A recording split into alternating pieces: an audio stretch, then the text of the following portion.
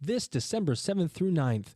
Check out the EdUp Experience podcast live and in person in Doha, Qatar for the World Innovation Summit on Education. We will be documenting the ideas and innovations from today's most influential global education leaders. Check them out at wise-qatar.org and follow the EdUp Experience podcast for more information. Yay! Guys, this is Joe just popping in to ask if you've signed up for your free marketing consultation with MDT Marketing yet. If you haven't, head to mdtmarketing.com/edup, submit your information, get your free consultation today. Don't do it alone. Find the right partner.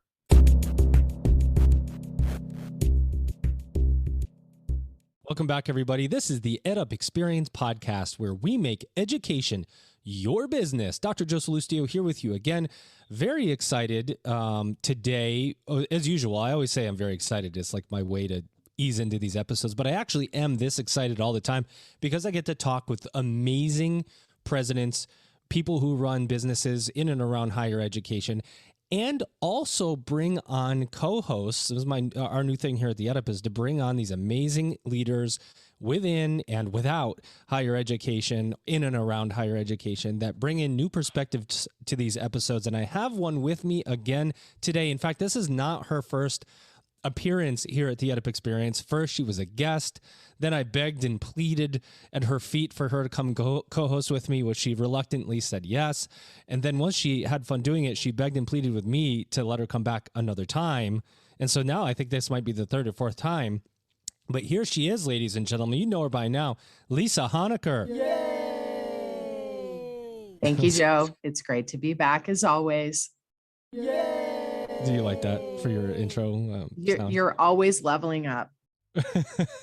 First, it was I had kind of like the cough thing going on because you were sick. If you remember right, you were under the weather a little bit last time you came on. So every time you would speak, I'd start blasting the cough button. It would kind of be like this every time you started, But you're not sick, right? I am not, and I'm glad that we've moved past that one. Well, I thought the yay was pretty special for you. Love it. Made me laugh. You make me laugh, Lisa. Anyway, thanks for coming back. Are you excited to be here on another episode of EdUp?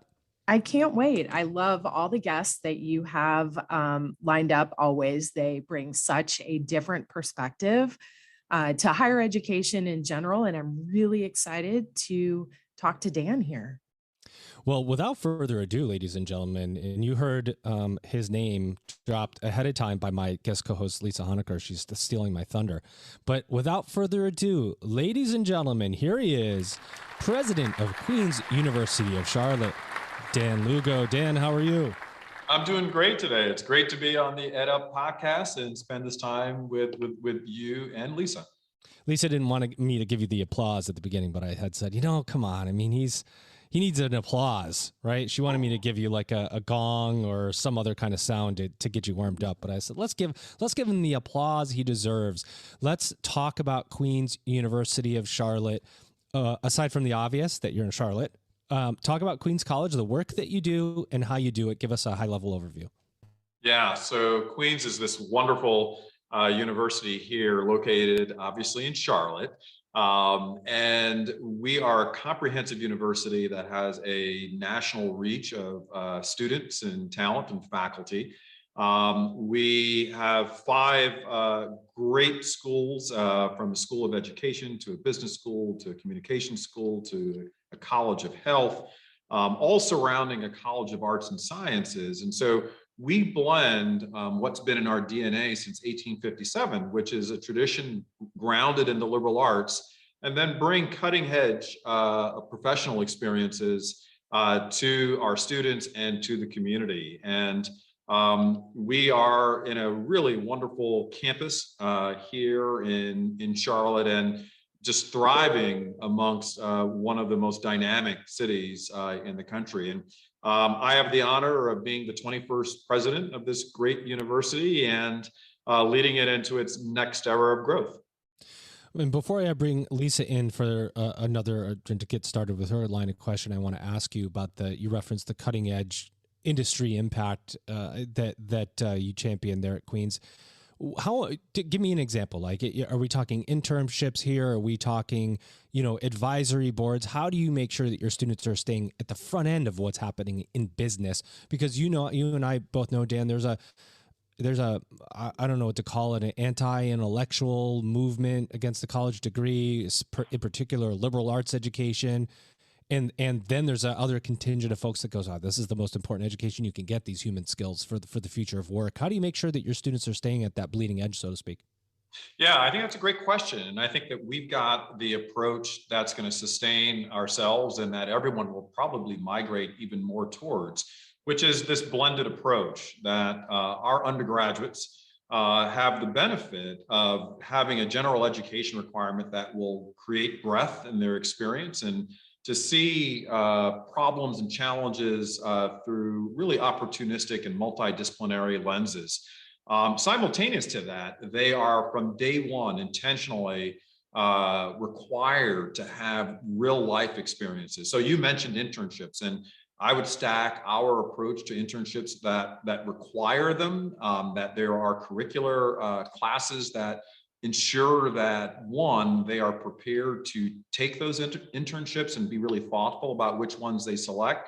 And then, a portfolio experience that really sums up the whole entire experience so that they can articulate what they've learned both in classes as well as in internships. And then, of course, as a really intimate, comprehensive university, we have, cutting edge faculty that some are full-time staff folks on our teaching group, but others are just executives that are in residence here from the city of Charlotte, because as you know, Charlotte is one of the most dynamic professional cities in the country, and our students get full advantage and that whole entire vertical of what it is to be a college student and what it is to be a professional all merged into one. You mentioned advisory boards. We've got incredible advisory boards serving each of our professional schools. And we're just not necessarily adjacent, but immersed in the business community here in really powerful ways. So our students are in high demand, our faculty scholarship are in high demand, and we're a player here in the city of Charlotte and its economic development. Amazing. Lisa, over to you. Okay, Dan, I actually am going to unpack a few of the things that you asked relative to Charlotte and the business community there. And then I will kick it back to my partner in crime. But I do live in the same state as you. I am up in the Raleigh-Durham, Chapel Hill area.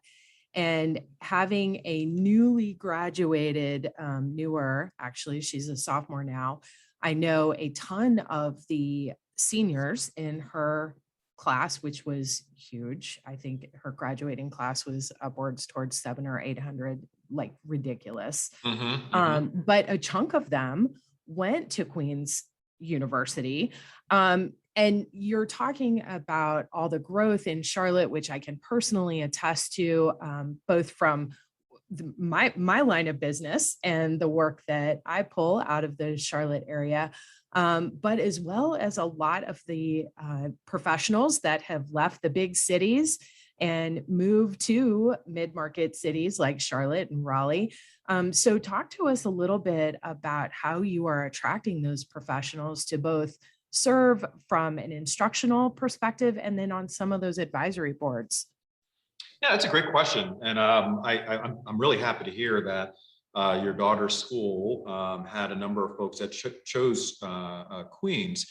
And I'm not surprised by that, because we just have this perfect blend of being an intimate scale experience and a self-contained kind of community and campus where you're known as an individual. And then we have, again, these sight lines into the world of business that are just unparalleled. I would say that we're observing everything that you just, talked about, that Charlotte is hot, right?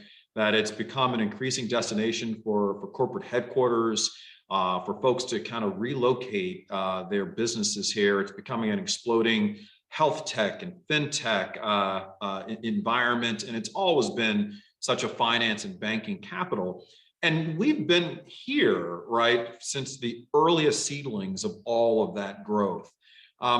Just one of the things that I think positions us so well and why people want to work with us is because there's a scarcity of higher education partners in Charlotte. I mean, think about this for a moment. So the city of Charlotte is the 15th largest city in the United States. It's consistently over the past 10 years, been multiple times in the top 5 fastest growing. And we only have 7 institutions of not-for-profit higher education. You may go, wow, that sounds like plenty. But if you think about Nashville and Memphis, they've got a baker's dozen. If you think about Pittsburgh, PA, and Portland, Oregon, they've got better than 20. If you think about Boston, they've got nearly 40.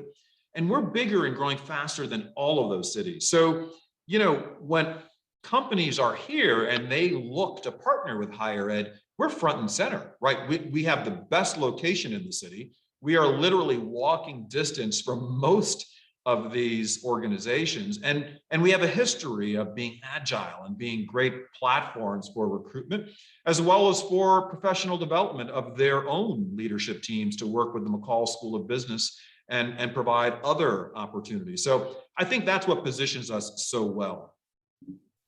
That is all real world firsthand knowledge that I can personally attest to, given that I live in the same state and generally have team members that are in the greater Charlotte area. And then, like I said, my daughter has got kids that are now in year 2 at Queen's University and loving it, by the way. Great to hear. And yeah, and actually, Joe, if I can steal him for one more question before I pass it back. Completely out of your mind. Yeah, of course. Of course. He's he's got one for everything, Dan, so buckle up. My timing's getting better too, Lisa. Yeah, you're scaring me a little bit, as always. But anyhow, back to regularly scheduled programming. So Dan, you've actually only been there for a relatively short amount of time. You started in 2019, right before the pandemic hit. Queens College, now Queens University, was in the news for actually being right out in front of some unique testing for COVID and getting in front of potential outbreaks in the dorms. But COVID aside, walk us through what your first kind of 2 years, 24 months has been like walking straight into COVID. Yeah, great questions, Lisa. And you are right. I have now been in my role for 2 1/3 years.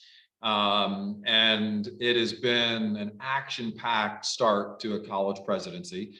I'm really proud of the work that we've done. And I'm also, I think, feeling very, very fortunate that even though we moved into the pandemic, 7 months after my arrival, at least I had those 7 months. I mean, I don't doubt that you're talking to other presidents in this podcast who just started their roles, right, on July 1st, 2020. I had that 7-month honeymoon, and we were very, very intentional in being heavily emphasizing outreach. And so we literally, in my earliest weeks and months, focused on hundreds of meetings, both internally and externally, all over the city. So when things shut down in March of 2020, I had a good foundation, right? I had a good foundation of relationships that transitioned into the virtual world relatively well. Now, I'm not going to, try and spin it like, oh, it's been great. I mean, it's been hard. I knew that taking on the role of being a chief executive on a campus meant that there were going to be episodic crises to manage, to get through, that were going to test really the mettle of the leadership team. I don't think anyone ever anticipated the perpetual crisis, right, that we went through. And what we decided as a leadership team and a board and a community, that we were going to put our values and priorities out front. And we said from the get-go that health and safety were going to drive our decisions. That was going to be number one. And, behind that was going to be our academic mission. And then even behind that was going to be, our financial kind of choices and needs. And in light of that, I'm proud that you noticed that Queens was out front in this region for our approach, which at every turn listened to our advisors. We were really excited to partner with Novant Health on how we would mitigate all of the issues around leading a very residential campus in a very densely populated city. And we erred on the side of health and safety. And that wasn't always popular, right? That didn't make my inbox always the most enjoyable. But I felt like I was fully supported by our trustees. There was great alignment with our faculty. And as I looked across higher education, that lack of clarity, right, really, really damaged a number of institutions and their experience, right? There are a number of reputational dings to the academy. And, people could be mad with me and they could be mad with our decisions, but at least we were clear, and at least clearly our values were out front. We didn't compromise on our values. And I think we're stronger as a result of it today. Yeah, that's well said. There was, and you said in there, you said action-packed presidency in your 2+ years. I think that's an understatement of the year. I mean, you think about the number of issues that any college president, any campus has had to deal with over this time period, and it's unbelievable. It's continuous, right? We're still going. It's bringing and repopulating campuses, vaccinated, unvaccinated. It's just like a continuing ball that's rolling, and you have to do your best as a leader to try to filter through what's good and what's not. And it is one heck of a job. And I always say this too, because I've talked to so many college presidents now, Dan, and you're not just talking about students. I mean, they're the most important part of this, but you're talking about parents, you're talking about businesses and industry in the area. You're talking about press. There's a lot of watchful eyes on what a university is going to do because of the impact they have on the local economy. Do you find that to be the case for you as well? Yeah, I think that's exactly right. And trying to be in tune with all of those different constituencies and audiences, that you may think that you're actually making a decision that's focused on students, but it has pretty broad implications of impact on other communities. We are smack dab in a neighborhood. When the pandemic was going on early on, trust me, the folks that lived across the street and didn't have a lot of information about what was going on, I guarantee you that for a brief amount of time, at least, they saw this campus community as a threat, right? That we could be the super spreader next door, right? That brought the virus into their community. A lot of folks think of schools and colleges as, they're all young, right? Everyone's young. They don't have any risks. Well, I'm not that young anymore, and neither are the other members of our administration, our faculty. And so we had to have, the care and concern of everyone in the community, even though, yes, our undergraduate population is relatively traditional, right? Between the ages of 18 to 23. And so how do we bring all of that together? And I think very importantly, how do we manage the communication and transparency with which we make our decisions and bring those decisions in the most agile and accessible ways to our community? And that was an area where I think we did well, but it was constant management and iteration, and it wasn't always perfect, and it didn't always go as planned, but there was every effort made to bring everyone along, and that's definitely a microcosm of what it is to be a leader, of a community that has such a broad impact. There's an upside to that, and then there's a negative side when you get into moments like the ones we've just gone through. You said the key word transparency became currency. And if you weren't transparent with what you were doing, and that's when you talked about some of the hits institutions took, it was a lack of transparency in most of those cases where it created that brand erosion a little bit. And it's really important now, especially in what became a virtual world, to be almost overly transparent, because nobody can kind of go in and see it for themselves at the time, right? It was really critical to have open and honest communication.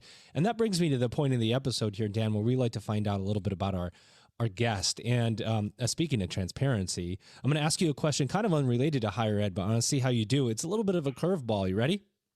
Maybe. All right, here now we go. Go for it. That's my game show music. Nice. If you were walking into a room, not even if, when you walk into a room at Queens and there's a song playing, Dan, it's your entrance music. What song would be playing to introduce you at Queens? Well, I am gonna go with a classic, oldie. Do you remember the song "Wake Up, Everybody"? Harold Melvin and the Blue Notes, sung by Teddy McGrath. That's one of my favorite songs. I think it's a near perfect song. Music is really important to me, so yeah, that would be one of my walk-in theme songs. I like it. You got to be, if the subliminal message there is, you got to be ready first thing in the morning to go in your role. Absolutely. And tackle the day, right? It's no rest for the weary is a real thing.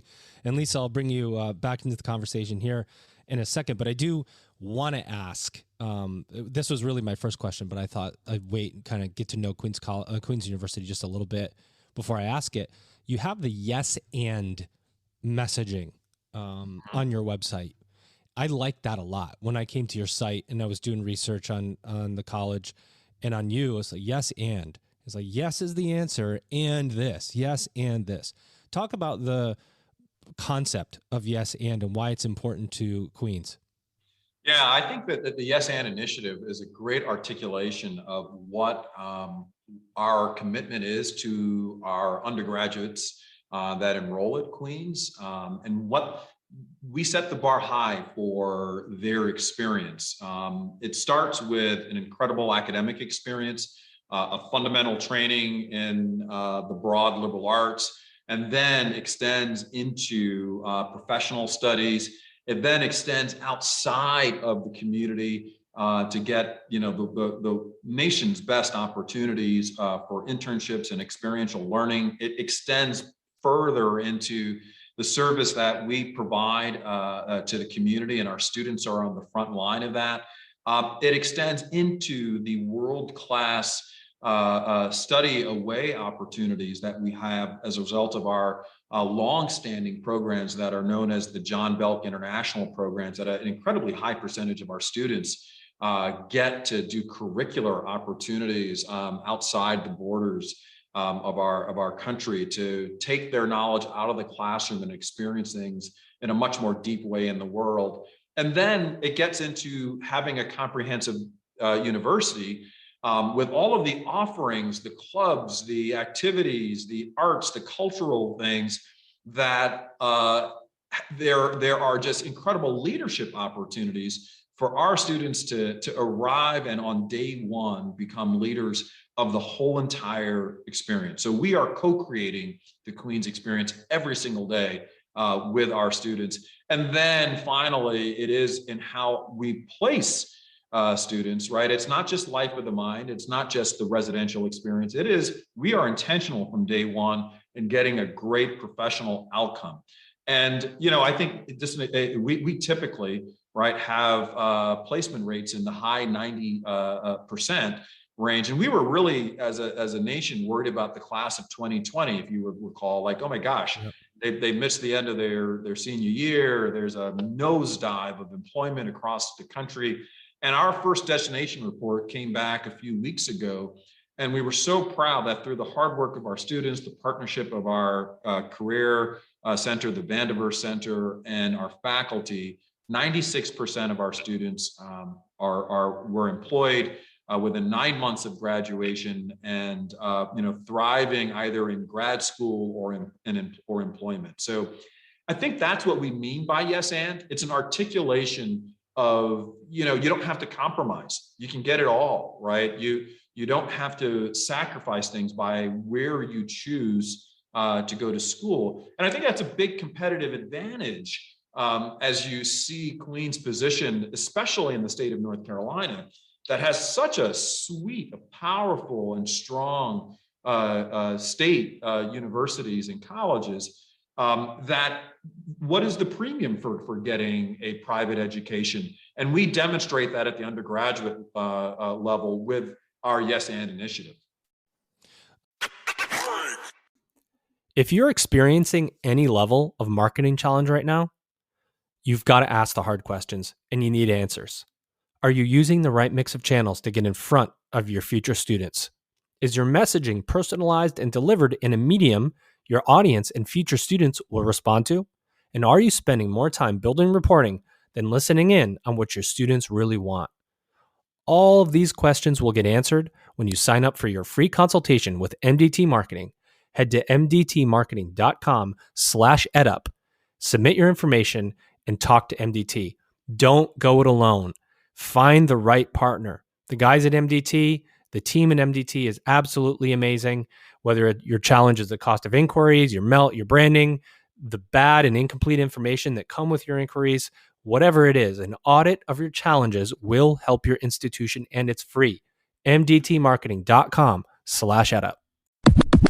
I would say, Lisa, before I pass it to you, that's the absolute mic drop moment of this episode.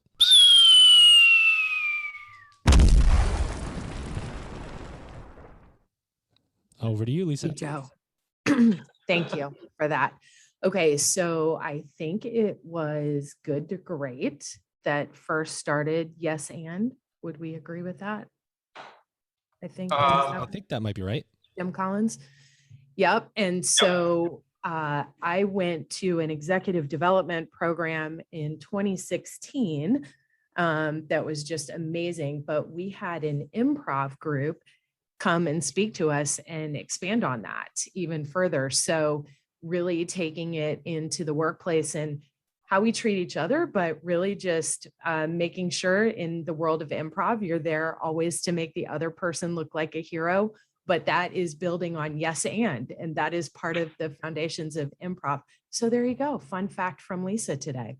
Nice. Nice. Okay. So Dan, moving on to current state and all the awesome things that you are doing at Queen's University. A lot of what you've been talking about today is kind of unique to you in terms of some of the other episodes that I've co-hosted. Obviously, higher education leaders are phenomenal, and the agility and forethought and resilience that they've all demonstrated over the last 2 years has been second to none. But one of the things that's standing out with me today is the business acumen that you've got. Not that your peers don't have it, but it so resonates with me and where I work and a lot of the things that we talk about and a lot of the things that we face today. And I think one of the things that makes you even uniquely special within your peer group is how you have approached diversity, equity, and inclusion. And I know that you did a lot of great stuff at Franklin and Marshall. So what are you bringing to Charlotte at Queen's University? Yeah, great question. Thank you for focusing on what is central to who we are and our identity and who we're even evolving to get even more mastery and expertise in our growth. This is a deeply personal part of my leadership kind of identity in that I am the first and only member of my immediate family that went to college. My parents didn't go to college. My 3 older siblings didn't go to college. And so I understand deeply the transformative power that a great education provides for students that come from lower socioeconomic backgrounds and underrepresented backgrounds like I did. And I take personally the support and mentorship that I got. And I think that my mission is to return that and pay it forward to generations ahead, but also be a great steward of the motivation that everyone should enjoy about equity, inclusion, and diversity is that we all have a stake in it and we all get better, right, as a result of that work. Sure, there are equitable moments where we need to bridge people to get access to the full spectrum of opportunities, but once we do that, everyone gets stronger, right? Our whole entire experience gets better, our decision-making gets better, and our outcomes get better. And I was really proud to lead some efforts at other institutions from an enrollment standpoint, which obviously focused on the diversity of the community there at Franklin and Marshall College, to leading a task force around equity and inclusion and diversity at Colby, and then to come actually to Queens and take the baton from my predecessor, Dr. Pamela Davies, that this from day one, Queens has been the most diverse student body that I've ever had the pleasure of being a part of and leading. And a lot of people don't really give us credit for that, right? That around a third of our undergraduates are the first of their family to attend college. That's an incredible national achievement. Around a third of our students are domestic students of color, and nearly 10% of our students are international. And then nearly a third of our students are eligible for Pell Grants, which somewhat addresses, a large population coming from lower socioeconomic background. So we've been doing really, really well on the diversification and the representation of who gets the privilege of being educated here at Queens. My generation, so I didn't do that. My leadership now is to take that baton and find a strategy forward to address, one, the fullest representation of diversity in our faculty and staff, which significantly lags behind the diversification of our student body, and then to map out how do we make Queens a model, a national model for programs and efforts to make it the most inclusive and equitable community that we can be. And we've got a journey there, right? I mean, we are a longstanding institution since 1857 that was really a part of a tradition of educating, white women in a very, very affluent community here in Myers Park. If you come to our campus, let's just say that, the surroundings are that there aren't too many folks that are getting Pell Grants, right? That come from Myers Park. So how does that experience really work for our students, faculty and staff, for them to be positioned to do their best work? And we just launched a task force to address that, to take inventory first of who we are and what we've accomplished and what our challenges are, and then to look across the nation, not only in higher ed, but I'm blown away, right, at what's happened in corporate America, right, at FedEx and at places like Bank of America. They see and have seized the opportunity to really lead into equity and inclusion and diversity, and we can learn from them. And then to create a real plan, an action plan of how we move forward and who owns this. So it's not an episodic thing, right? Equity and inclusion and diversity it's perpetual. We're always trying to get better at that. There's no end zone to spike the ball in, because the return on investment for everything that you do just maximizes what our talent can do when they're here in this community. So it makes sense on so many different levels, and we're just getting started in that work. I couldn't agree with you more. And Joe, if you wouldn't mind, I'll wrap this up and kick it right on back to you. And Dan, I appreciate the call out for what we are doing at FedEx for sure.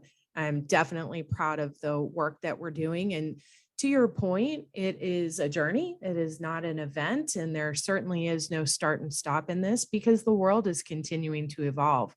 One thing that I've picked up on you is that you truly lead from a place of values. And when any leader leads from that space, only good things happen. So it's just definitely been a treat to chat with you here. But I know Joe's got some other questions for you, so I'll kick it back to him. Yeah, I wanted to just stick with that for a minute, because you talk so well and eloquently about diversity, equity, inclusion, Dan. And coming back to what I mentioned at the beginning of the episode, I was talking, if you remember, I mentioned kind of the I don't know what you call it, the devaluing of the college degree. And you think about, I've just had this question, and you talk about diversity, equity, and inclusion. And there was a point in time where many people believed that education was a great equalizer, that getting an education, getting a degree was going to help with generational wealth. It was going to give you higher standing for people of color, for first-gen college students. It's going to give you be the catalyst in your life to vault you to greater successes. And that's just really fuzzy right now in a lot of ways. And it's not, I don't think it's because anybody who's working in education, you know, at a university feels that way. Maybe some do, but definitely business and industry outside of university education has challenged that in the world of work. What's your thought? I mean, is education still a great equalizer for people in this country to really experience equity? Yeah, you know, I don't actually think that there requires much opining on that. That's fact. That's backed up by data. There's still incredible premiums on the differentiation of what an undergraduate, what a 2-year education will result in a financial sense over a lifetime, what a 4-year degree does, and at every level there's a premium return on investment. So we have to articulate that without any shame and use data and get away, right, from this real kind of mealy-mouth apologetic sense. And, you know, I think that the academy has to own this moment, has to take, you know, stop being such a victim, right, of what the public and the media may say and start owning our own message. We have to get back on the soapbox. Oh, yeah. That's right. We got to get back on our soapbox and demonstrate the public good that we are. I mean, the miracle, right, of modern America to get us to where we're at, right, where if you travel around the world, one of the most diverse societies, right, and we have problems, right, but travel a little bit around the world. We are, you know, an incredible city on a hill, right, when we think of other places, that what we've been able to achieve. And when we think about how we've achieved it, let us not ever be, you know, complacent on the true narrative that higher education has been the difference maker at every turn, right? Let's just go back in the history machine here, right? And I take pride in this as a place that you know was founded in 1857, right, to educate women here in Charlotte, North Carolina, in the South. Think about 1857. This is before the Civil War. Yeah. And here's a school that's set up to educate women. And let's think about, right, coming out, what would the United States be if it wasn't for the Morrill Act, right, during and post the Civil War, that set up land grant institutions all over this incredible country that turned us, right, from a really kind of family farm agrarian place into a power, an agricultural and industrial power. What would the United States be if after the World War II and the GI Bill didn't educate millions of professionals that transformed us, right, into the headquarters of global business for eras to come? Higher education is what did all of that and brought people along. And we're at another one of those moments. The whole world has changed again, right? We're going from, you know, a society that is being automated, that it's turning into a technology-based society, that's turning in, and there's all kinds of challenges to deal with. And let's not forget, you know, what institution that has been the best answer provider for not only our country, but the whole entire world. It has been American higher education that's done this. So we forget that at our peril. We forget that at our peril, that there hasn't been a better system in the world for leveling society, for advancing society, for innovating in society, and for really bringing incredible return on investment for our great country. So yeah, I'm unabashedly proud to be a part of the Academy and will not stand by without, getting on the soapbox to remind folks of who we are and who we still need to be. I'm glad we could give you a little bit of that soapbox because you're dropping missiles on everybody, Dan. I love it. And you know what? I agree with you. The more we in higher education start to doubt what we're doing, the worse the product looks. We have to stand by what we're delivering, which is transformative change. Yes, there are issues that we have to deal with, and so does every other business on the face of the earth. You have to deal with debt and cost and product and updates, and all of that is part of doing business. But when somebody comes out completely changed, you've really achieved something. I love everything that you said there, Dan, and I want to ask you the two final questions that we have of every single episode, every single guest. Number one, what did we miss about Queen's University of Charlotte? Anything that you were hoping to say today that we didn't get to or we didn't talk about, plug away. And then number two, what do you see as the future of higher education? Yeah, well, number one, I would say that Queens is in a really exciting moment. We just came out of great strategic planning work that we did. So while everyone else was doing what we were doing, trying to keep people safe, trying to tamp down the crisis, we said, hey, wouldn't it be great if we could also set a vision for our institution?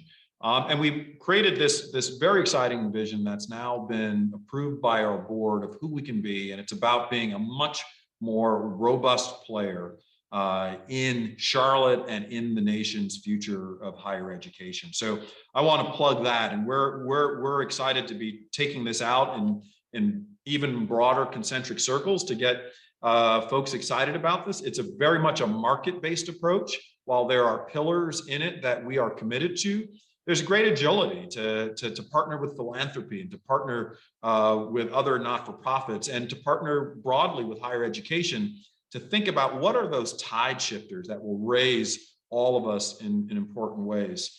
And second question, what do I think about the future of higher education? I'm bullish, right?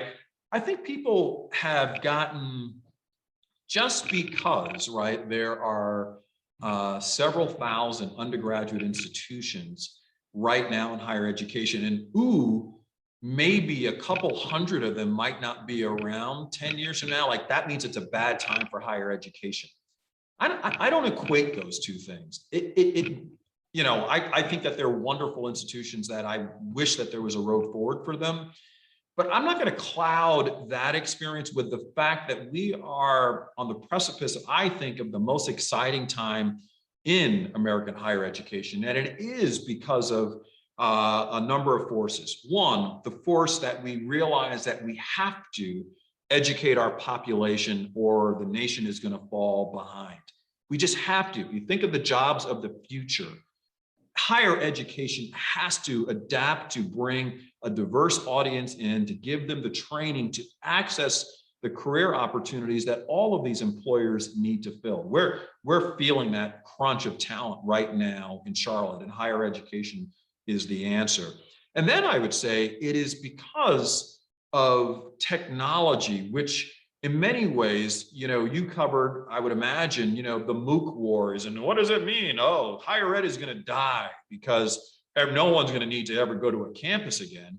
And you know what the silver lining of the pandemic has taught us? One, place-based education is critically important, and it's here to stay, right? Ask a few high school kids if they, are desperate to learn more online. Place-based education is important, and it's here to stay. And the wars on campuses of, the 5 faculty versus the 100 faculty that think, teaching online is like inviting the wolf into the hen house. Well, guess what? Everyone jumped into the pool. Everyone had to learn how to use the technology to teach online. So now we have the opportunity to create what a 21st century education is, and to use technology without bias and without politicizing it, to think about what is the best pedagogical experience for our students. And we're excited to define that here at Queens and partner with others to redefine this experience. How do we do a better job of scaling what we do best and to make it stronger? Because we invite a much more diverse community into the experience, and that we use technology in powerful ways to educate them. So I think this is if we don't screw it up, and if we don't get complacent in reminding the world, reminding our state governments, our federal government, that the real change makers in society are the higher education institutions, I think the future of higher ed is really, really very, very bright. Well, I love it. Well spoken, Dan, and I love your passion. You're very articulate, and it was an absolute pleasure. But before I let you go, I want to say first to my guest co-host today, the amazing Lisa Honecker. Always a pleasure to have you back, Lisa. Did you have a good time here on EdUp again? Thank you, Joe. Every time is a great time. And Dan, you are definitely one of my personal favorite guests.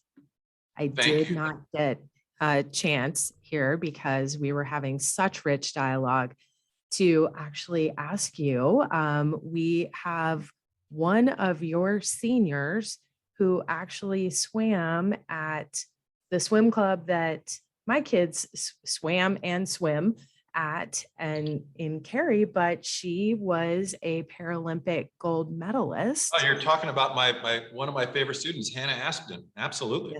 Yes, I am. Yes, Wow. I am. So we cheered for her from Cary, from the Triangle Aquatic Center. And so we were super proud to see her and two of her peers also who went through Triangle Aquatic Center win medals, as did a few of our others. So it was a fantastic Olympic season this year.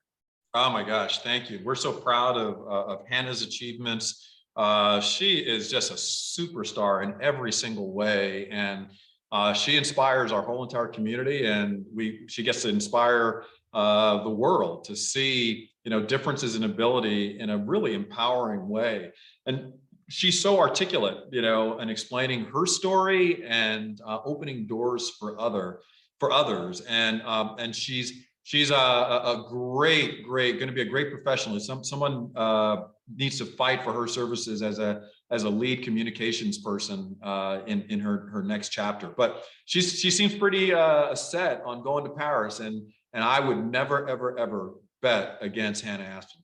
And she represents, right, our championship NCAA swim team, which, by the way, we won the last 6 Division II NCAA championships in a row, both on the men's and women's side. I was actually over at the pool this morning, and we've got 12 banners on the wall. Nice. Well, if you two, when you two get together to meet up for coffee, since you're in the same area, make sure you take a picture and tag us in social media, because I have a feeling that'll happen. To our amazing guest today, the president of Queen's University of Charlotte, Dan Lugo. We appreciate you so much. Thank you for coming on. We hope you had a good EdUp experience today. Yeah, this was a lot of fun, and I need, if I ever come back, a better sound effect at the beginning. I'm just saying, okay. I'll find one for you. I need equity in the sound effects, because be careful what you ask for, Dan. Awesome. Be careful what you ask for. There you have it, ladies and gentlemen. You've just EdUp'd.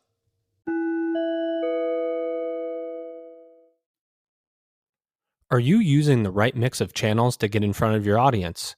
Is your messaging personalized and delivered in a medium your audience responds to? Are you spending more time building reports than listening in on what your audience wants? These are not easy questions to answer. That's why our great friends at MDT Marketing are offering a free audit of your marketing efforts. Head to www.mdtmarketing.com/edup and submit your information for your free consultation today. Look, guys, you got nothing to lose. It's free. I don't know why you wouldn't want a free audit to tell you what you're doing, whether it's effective, and how you can make some incremental changes that can make a big difference moving forward. That's www.mdtmarketing.com/edup.